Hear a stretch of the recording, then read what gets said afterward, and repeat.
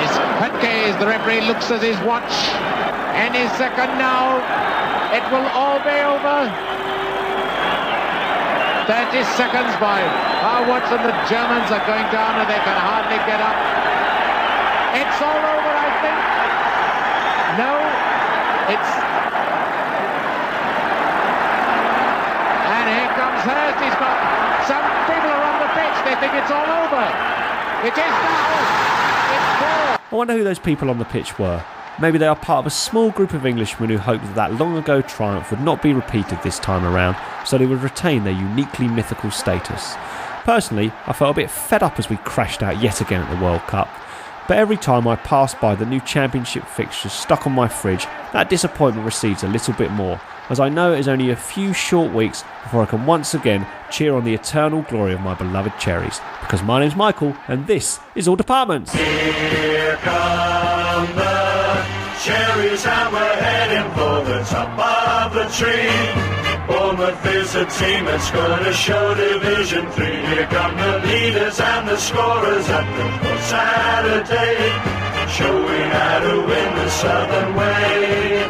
So we sing, come on Bournemouth, come on Bournemouth. While you're out there winning, hear the shouting and the singing. We sing, come on Bournemouth, come on Bournemouth. Here come the Cherries, here come the Cherries, here come the Cherries, number 1.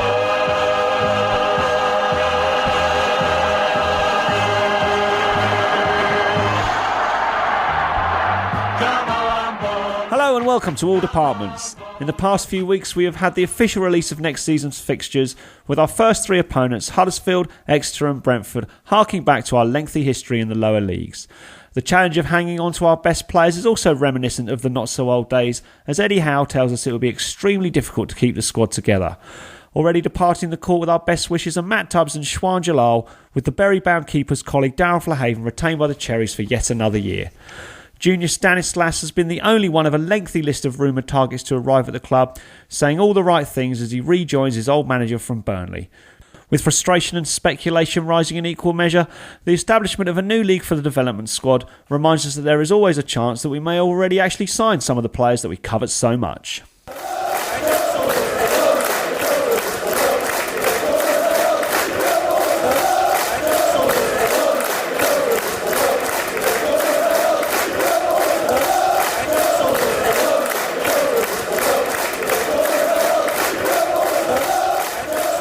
When I was growing up in the town in the 1980s, West Christchurch was something of a cherry wonderland.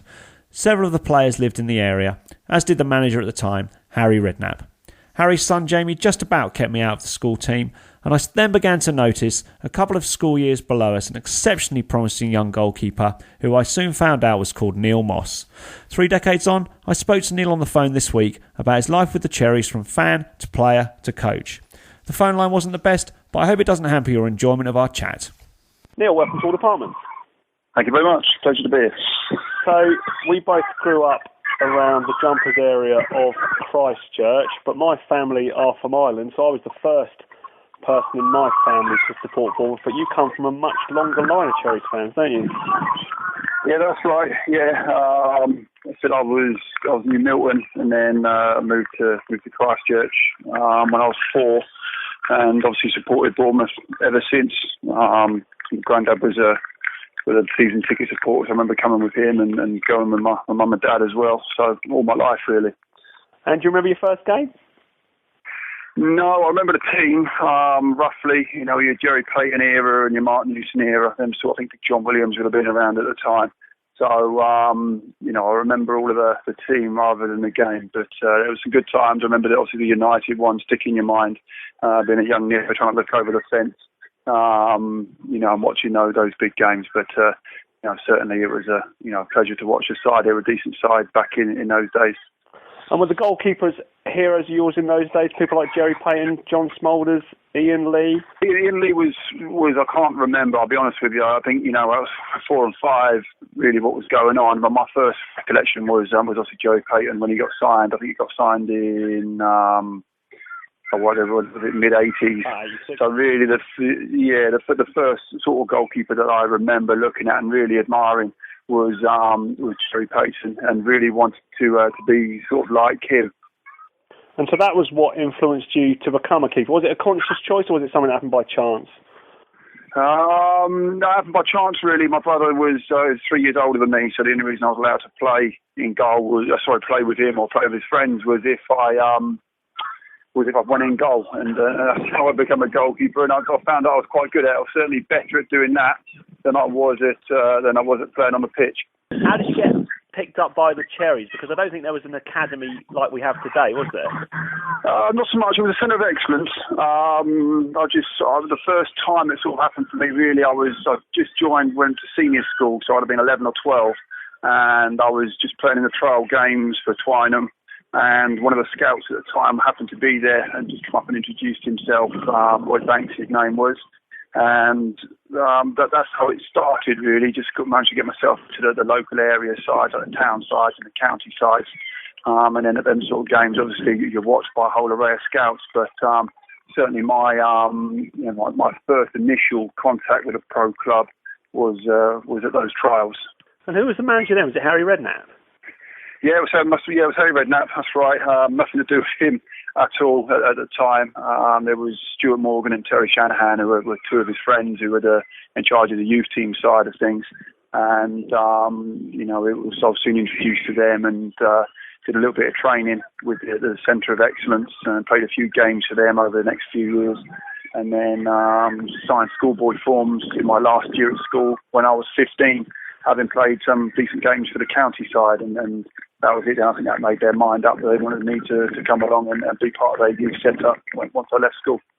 And then you signed pro, I believe, in January 1993. I think Tony Pulis was the manager then. Was it him that signed you on?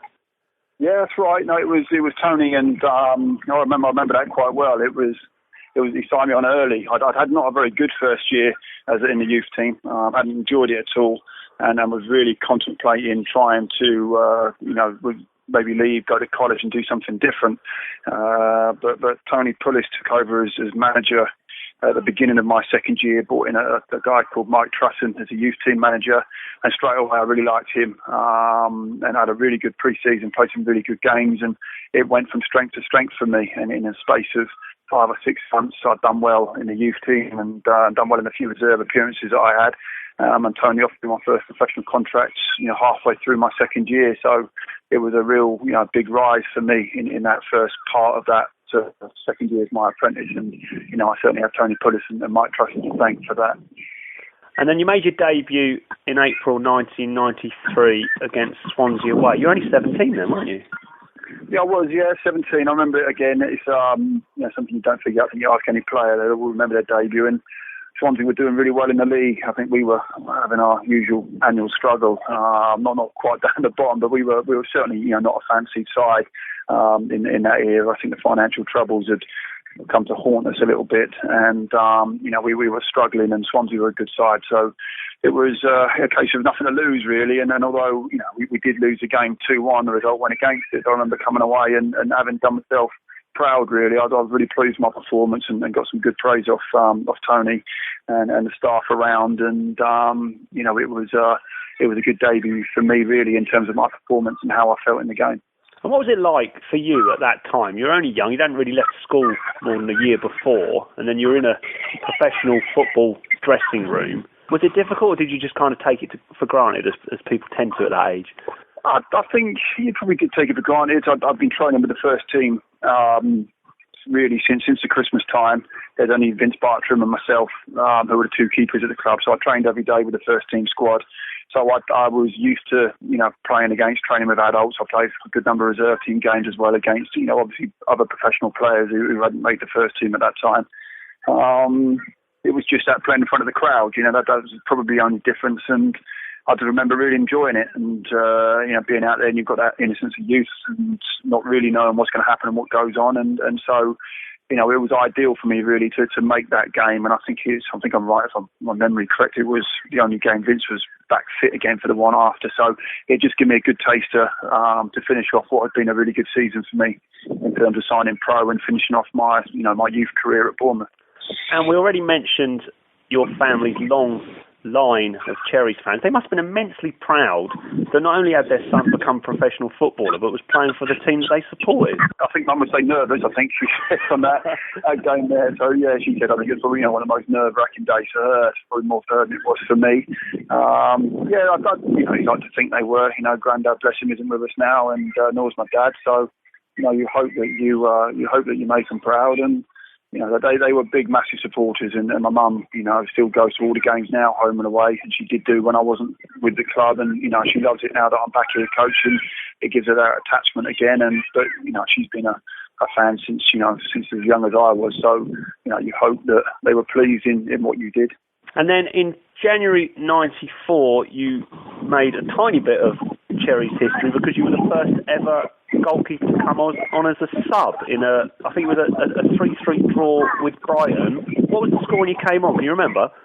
The 3-3 draw. Was that? Oh God, I didn't know that was the first ever. I remember. I think it was my fault for the third goal, so it's probably not a memory. But yeah, I do remember coming. I think they were winning. I think they were winning 3-2, and then I come on and managed to take 3 points and get the team 1 point. So, I come for a cross and missed a punch. So I do remember it, but again, it was down to Tony's management. He was great after the game. He just said, "Look, Mossy, we want you to do better in that situation, but you keep coming with those crosses, and as long as you're positive, you'll always get my backing." So, good man management for him, because it could have really sort of crushed me a little bit, having made a mistake and cost the team the game. But I didn't realise it was the first time a goalkeeper come off the bench.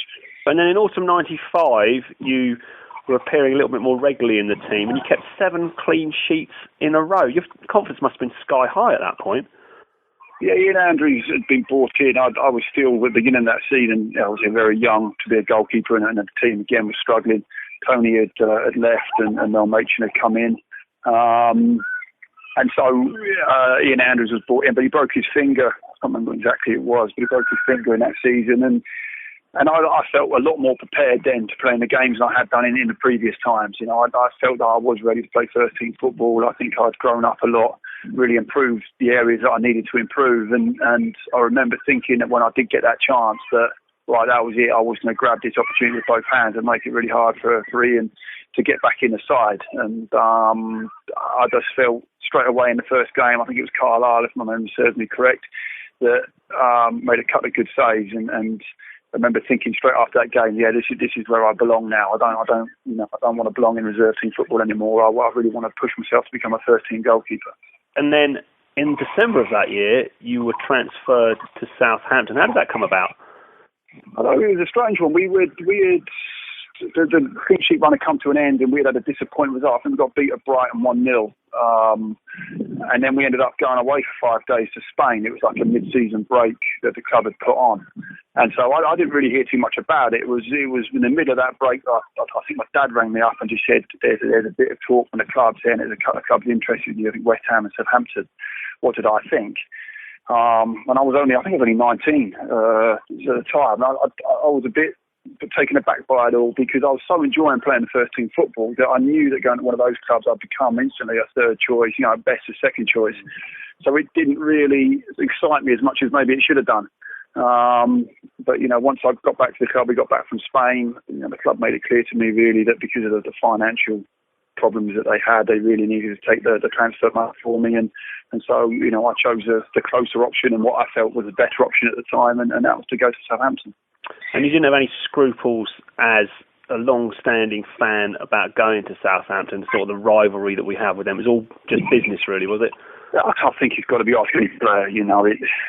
you've got to take the option that is best for you and your career and the path that you want to take. And you know, the longer you go in your career, you end up not going to clubs that you've had bad games against, or fans have had a go at you. You'll probably end up not moving anywhere. So, it's, you know, in that sense, you know, player wise, you know, the rivalry thing is obviously a fan thing. Player wise, you know, I'd already knew a few people from Southampton, been at college with them, so, and I've been training with them for a month or 6 weeks before as well. So it was a much easier transition for me to go to Southampton, where I could still stay local, than it would be to move to, you know, East London and sort of a totally different environment for me. So it was the right choice, you know, to make at that time. And you spent 8 years at Southampton, but you didn't get that much first team match. I think it was 30 odd appearances. Was it a frustrating time? Yeah, well, some of it was, some of it wasn't. You know, it's a fantastic Premier League's, you know, a fantastic place. It's got even better since, you know, the 10 years or so that, you know, I've left there. But it's just the stadiums and the tradition of it is great. So, looking back, I probably stayed a little bit long. I'll be honest, I probably stayed, you know, 3 years, maybe too long. But would I trade, you said 30 games, however many games it was, would I trade those 30 games for 150 in League One and League Two?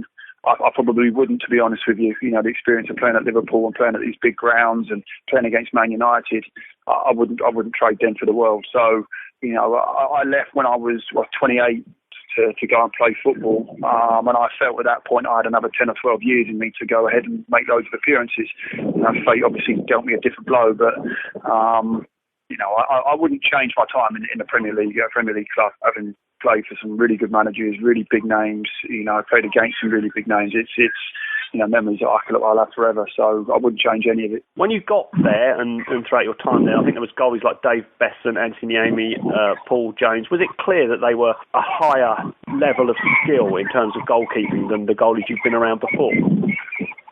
Yeah, in some senses, and it's something I say to the younger kids now when I coach them. It's more of a case they've got this aura about them, that they belong where they are. They walk out there in front of 50,000 people and it doesn't faze them at all. They're the same person, same goalkeepers as you walk out there in front of 100 people. And that's the difference technically and all the rest of it. The gap between a League Two goalkeeper and a Premier League goalkeeper, I honestly believe isn't a lot. It's just that confidence of being able to play under the extreme pressures that obviously come the higher up you go. And that is, you know, your Dave Beasants, like you said, Naeem, Paul Jones, Bruce Grobbelaar was there when I first signed.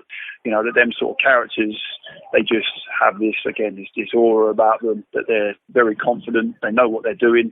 And even when they do something wrong, and it still doesn't affect them, they just carry on playing and doing exactly the same things they know that they're good at. And in the middle of your spell at Southampton, you had a little loan out to Gillingham. I think it was around the start of the 1997 season. Was that Tony Pulis that took you there? Yeah, it was, yeah. Paul Jones had come in at that point. Dave Jones had come in and had been the manager at Southampton, and straight away, without really looking at any of the goalkeepers there, he brought Paul Jones into the club and it sort of pushed me down the pecking order to third choice. So it was an ideal opportunity for me to go on loan. It was right from the end of pre-season. So I actually started the season at Gillingham, and I think it was 97. And I went there at the age of just 20, 22, and played about 15 games from there. So it was a great experience. And you know, again, I thank Tony Pulis for giving me the opportunity to go there and get some first team football and make me feel a lot better about myself than just sitting as a third choice at Southampton. And then in 2002, you started to make your way back down to Dean Court. You were on loan, and then the move was made permanent in February 2003. You weren't worried about dropping down from the Premier League. I think we were in League Two at the time, so it was down through the divisions, wasn't it? Yeah, it started off,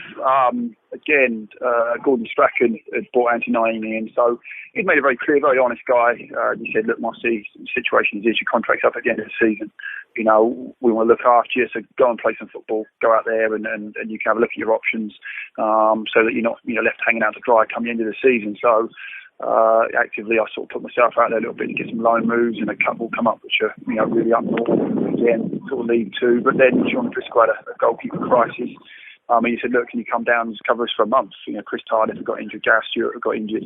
Can you just come and play the 5 or 6 games in would that have been September, I think it was, of that season. So right on my doorstep again, I thought, well, I've got nothing to lose. I'll come down there and play some games. And I ended up just really enjoying it. It was a great friend for my hometown club again. They'd moved into a new stadium. Pitch was fantastic.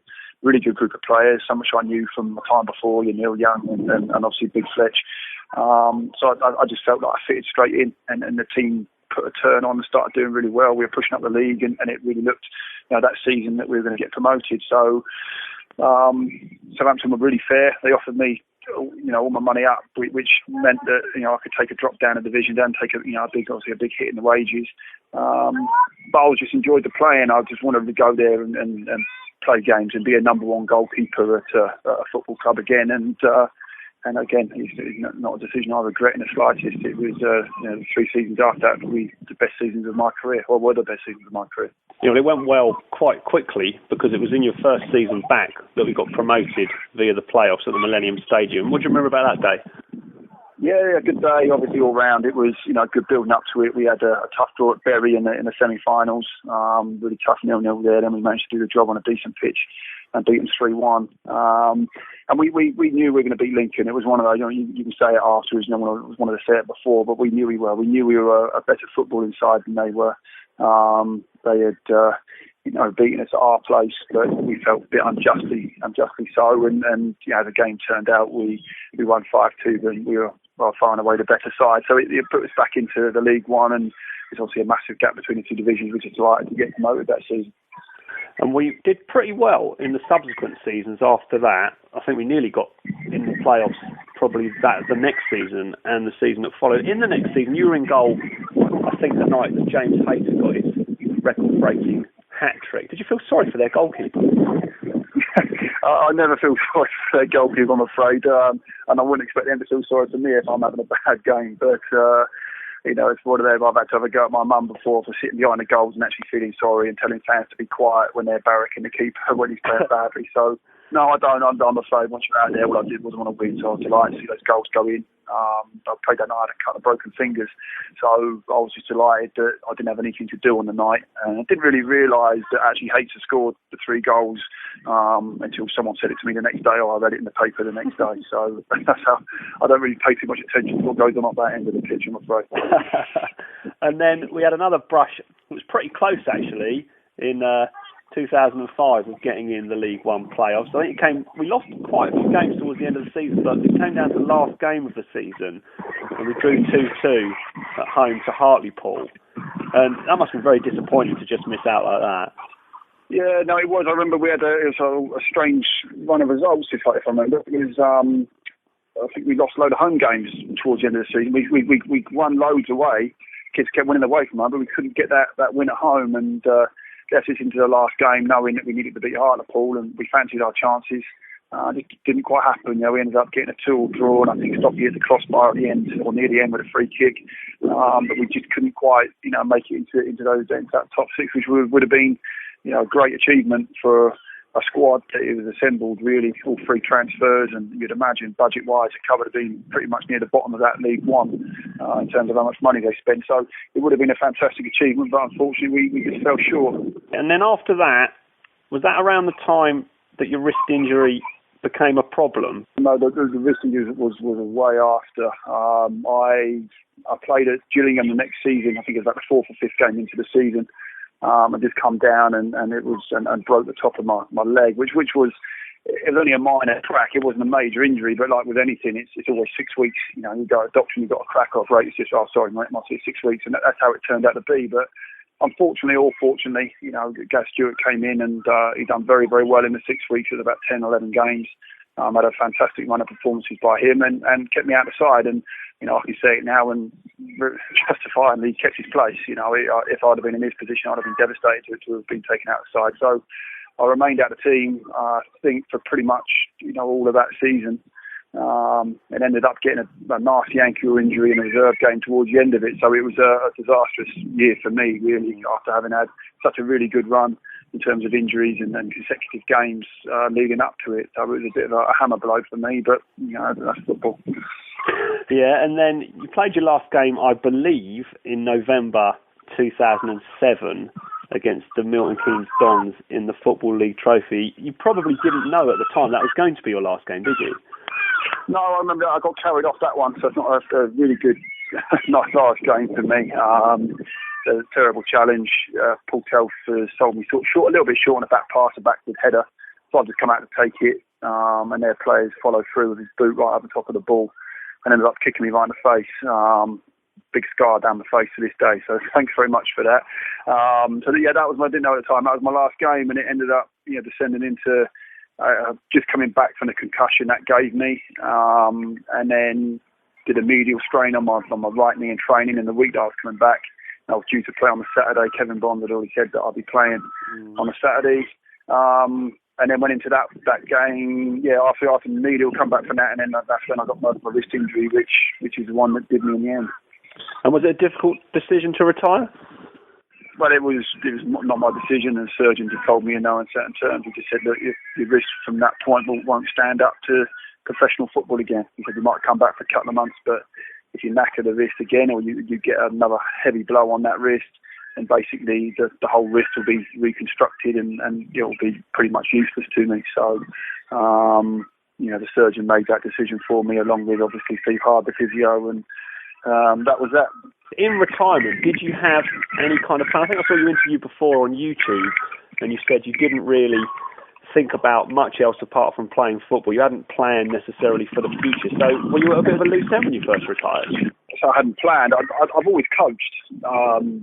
Because of the lack of goalkeeper coaching I've had through my career, I've always coached. I've always taken sessions and coached. And then about 3 years before I retired, I spoke to Joe Roach, who was the head of the youth at the time, and I'd been coaching in our academy for all that time, and I'd met my future friend in there, Robbie Yates, and both of us had then started Between the Sticks goalkeeping school, which was doing really well. So I knew that I had a passion for coaching. I knew that I was going to be pretty good at coaching. I liked it.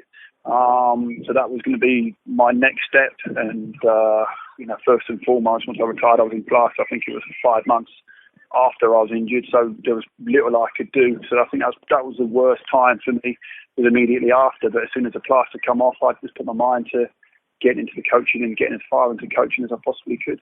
And who asked you to come onto the coaching team at Dean Court? Eddie did.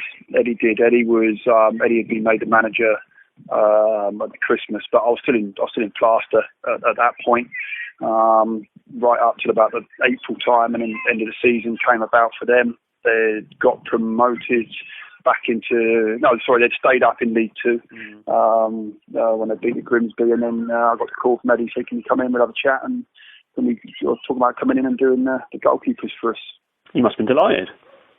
Yeah, I was. Obviously, I've known Eddie and Jason as well. But Eddie I've known since his youth team days. I was a first year pro. I think he had just come in as into his first year as a youth. So I've known him as long as I've known anyone in football. So it's good to have a boss that you've known in that amount of time. Although it doesn't cut any slack with him in terms of it. So, but no, it was good. It was it was nice of him to ask, and I came straight in, and obviously just really enjoyed it right from the off.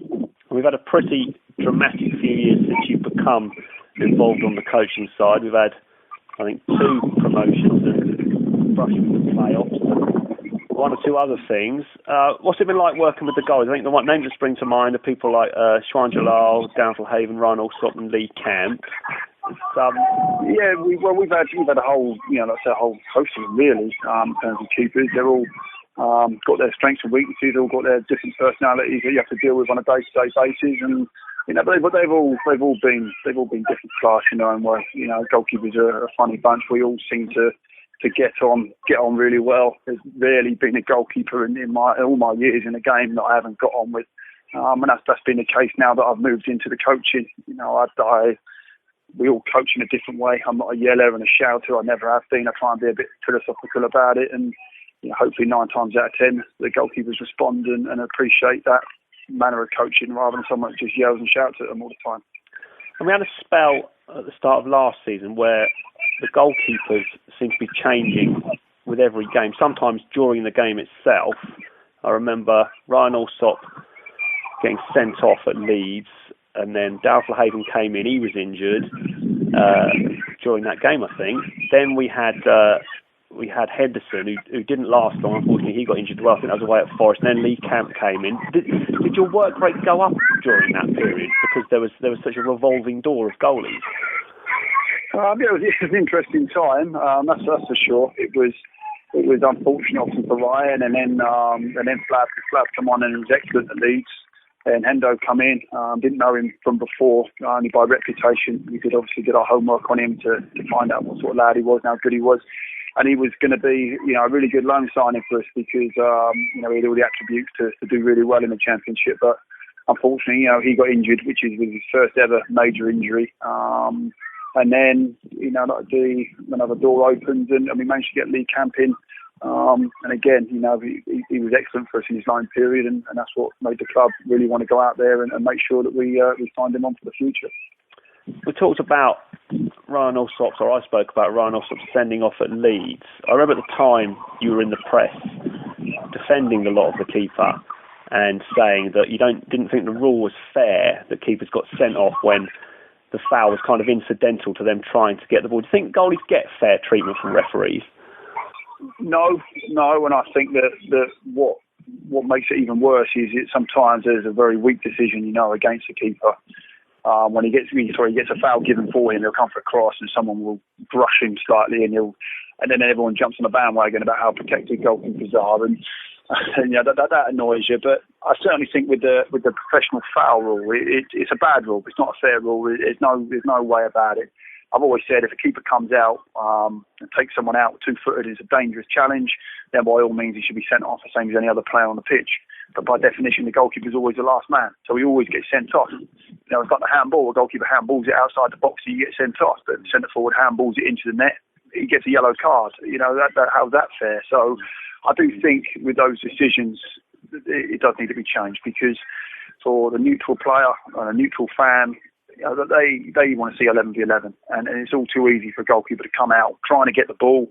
As the centre forward just nips it round him, it's a split-second decision, and then he clips his boot, takes his boot, and in this day and age, that's enough for a centre forward to do a swan dive and go diving all over the place. And the goalkeeper gets a red card and gets suspended for a couple of games. And I said, I'm biased, I understand that, but I do think it's a bad rule. You were never sent off though, were you? Yeah, I got sent off one of my first games at home. Yeah, one of my first games, and I have to say that wasn't that was totally and utterly deserved. I did come out, and not only did I stop the goal scoring opportunity, but I think I took the Wrexham guy out around about his chest. So I got no arguments with that one. What should we look for as fans looking on from the stands in a good keeper? Because I look at Lee Camp and he patrols around his area like it's his own private office, and he looks very much in charge. I always think that must give the rest of the team a lot of confidence. Is that the kind of thing you want to see as a goalkeeping coach? Yeah, of course. You first and foremost, once you've got a goalkeeper who is technically proficient, they need to have the personality. And that goes to young keepers, old keepers, whatever. They need to have a personality to be the goalkeeper. They need to have that confidence, assertiveness, assuredness, whatever you want to call it. But when you look at them, they think, oh, yeah, I'll tell you what, yeah, this guy knows what he's doing. He knows what he's all about. And nothing phases him. And then on top of that, as I said, you've got to have a technical ability. You've got to have some inherent abilities. You've got to be able to have fast reaction. You've got to have quickness of thought, hand-eye coordination, all of those things. But for me, what I want to see our goalkeepers is out there just looking like they belong, looking calm in any situation, because that doesn't come about by accident. That comes about by them being a particular character, and then obviously all the hard work that they have to put in on the training ground every day. And speaking of hard work, pre-season is just about to start. I think you've been back at work yourself full-time today preparing for that. How does the goalies' preparation during pre-season differ to that from the rest of the team? It differs a lot now. Unfortunately, it didn't differ a lot when I was doing it. I had to do all the running, so they're very privileged in this day and age, the goalkeepers. But they work hard. There's no question. All the fitness stuff they'll do with me in terms of their dynamic stuff, and obviously they got their gym work and all the rest of it on top, which majority they'll do with the sports science guy Dan. But they rarely now will run with the team. Their work is a lot more up, down, sideways, here, there, and everywhere. Different footwork movements and in a lot shorter space. the runs they do with me are never more than about 12 or 15 yards, because that's all they have to run in a game, and they have to be extremely quick over them periods, extremely explosive over those periods. And that's what we work on to get them fit and get them ready. There's no need, in my opinion, and if people want to correct me, they can correct me, but I don't think there's any need in goalkeepers doing 100 yards runs, 150 yards runs. I think we can give them a very, very hard session and never extend them more than about 10 yards. They're laughing when everyone else is going off doing their running then. Well, they are, but with our keeper, they work longer and harder. So, yeah, they don't want to run. And if you ask them at the end of most of the sessions they'll do in pre-season, I'm hoping that they'll turn around and say they enjoyed it, benefited from it, because their hands will be on the football and they'll be doing the things that they enjoy doing. But when you heart rate them, and you actually have a look at how hard they work, they'll work as hard as anyone else in the squad, I can guarantee that. And the season ahead, our second back in the Championship. We had a pretty good time of it last season, setting records left, right and centre. How do you see it going this year? Yeah, well, again, I don't see... And the manager's got a very, very strict philosophy on how his team plays. Every session that he puts on is with that geared in mind. He never wastes a session. Everything is preparing his team to play as well as they possibly can on a Saturday. So if you look at the manager's run, how he's been at Bournemouth and even at Burnley under difficult conditions, I've heard, he's got success, and that isn't by accident. So as the fans say, it's sort of in Eddie we trust. We're there to support him, myself and all the other support staff, and support Jason as well. And if we can all really pull in the right direction like we have done, there's a really good bunch of people behind the scenes, in the sports science, in the physios, new kit man coming in, all them people, myself, we'll just do our best to make sure that we give the manager the best support we can, and then, it's up to him to keep putting out the tactics, keep sprinkling his magic over the sides to go out and put in the performances like they did last year. Now, one last thing, whenever I look on Twitter in the run-up to the games, particularly away games, there's always a picture of the team sheet, and occasionally they show you filling it in. Are you the person that was responsible for doing that? Yeah, I don't know how that came about, I'll be honest with you, and I nearly lost it last year because I made a couple of mistakes on the team sheet, but it's a job that I don't like doing. It's amazing how all of a sudden your arm turns to when you got like that thing out and you're trying to remember the numbers and what kit you wear and all the rest of it. And then the book as well is a terrible thing because it's so hard to rip the pages out without ripping the team sheet in half. So quite often I've filled it all in and then I've got to rip it out and I've ripped the flipping thing right across and I've got to do it all again. So it's, I don't know, I can't really remember how on earth I got that job, but I've tried to get rid of it a few times, but Eddie and Jason say that no, we've done all right, and being superstitious, I think I'm going to be stuck with it until something bad happens. So I'd rather keep filling the book in than it get changed, because as long as I'm filling that book in, and it means that the team are doing okay. And when do you find out the team? Is it on the day of the match, a few hours before kick-off? Normally, because what players are playing and what the manager wants to do and all that will affect the goalkeepers and how they're going to play. If we've got a target man playing, for instance, it'll affect his distribution. What defenders are playing might just affect different things. So more often than not, the latest that the staff will know is probably going to be Friday morning, unless, of course, that the manager is still humming and hawing, maybe over an injury or over something like that. So we'll probably know, like I said, Friday morning before training. Sometimes even sooner than that, and it's very rarely late. So, like I said, unless we've got someone having a fitness test on a Saturday morning or something similar to that. You occasionally hear about players getting injured in the warm-up, so I suppose you've already filled in the team sheet by then, haven't you? Yeah, it's okay. As long as normally the opposing manager's got to agree and all the rest of it. But there's if you have a player injured in the warm-up, you can normally then replace him. But I think you have to put someone from the bench in the team, and then you can bring someone else in to put on the bench. I think that's the rule, but don't quote me on that because I might be wrong. But normally there isn't a problem. And normally, the opposing manager knows it could happen to him the next week. So they're normally quite okay with it, and you can replace that player, that's got injured in the warm-up. Well, I'm glad all those English lessons at Twynham many years ago haven't gone to waste, and you've taken on the responsibility as chief scribe in the dressing room. Thanks so much for coming on the show, and it's been really interesting to hear what you had to say about your long association with the club, and good luck for next season. Thank you very much. It's been no problem at all.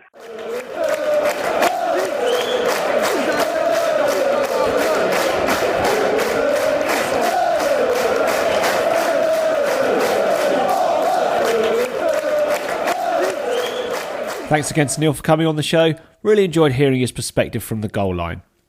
Don't forget, All previous podcast interviews can be found on the All Departments website at www.alldepartments.wordpress.com.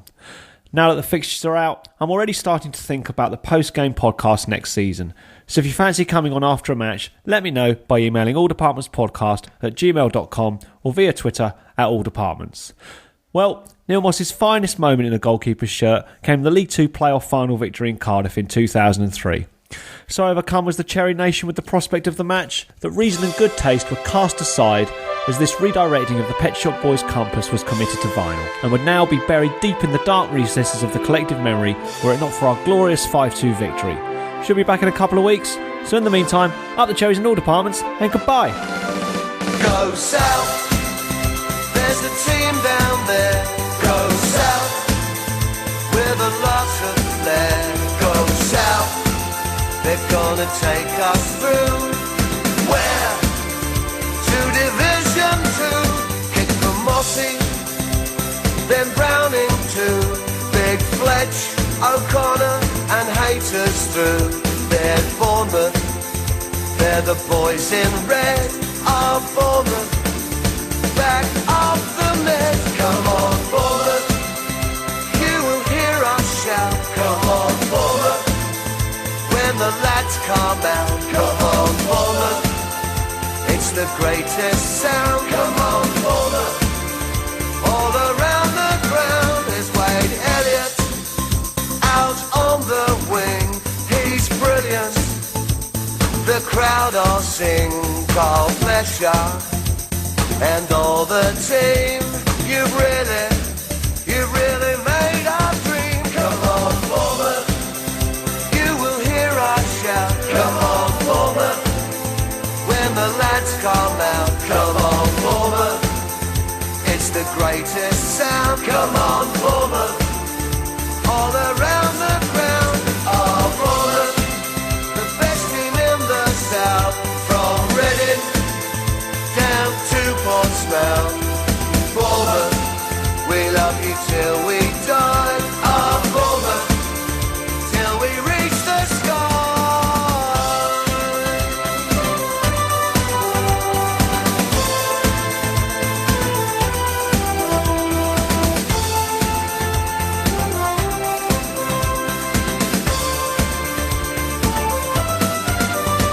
There's Sean and there's Granty too. Oh Bournemouth, yeah, we love you. Oh Phillips, you really woke us up. And now, you're gonna take us up. Bournemouth, we love you till we die.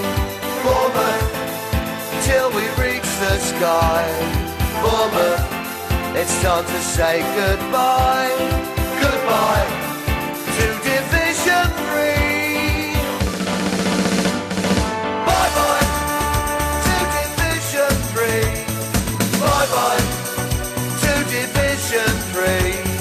Bye-bye to Division 3.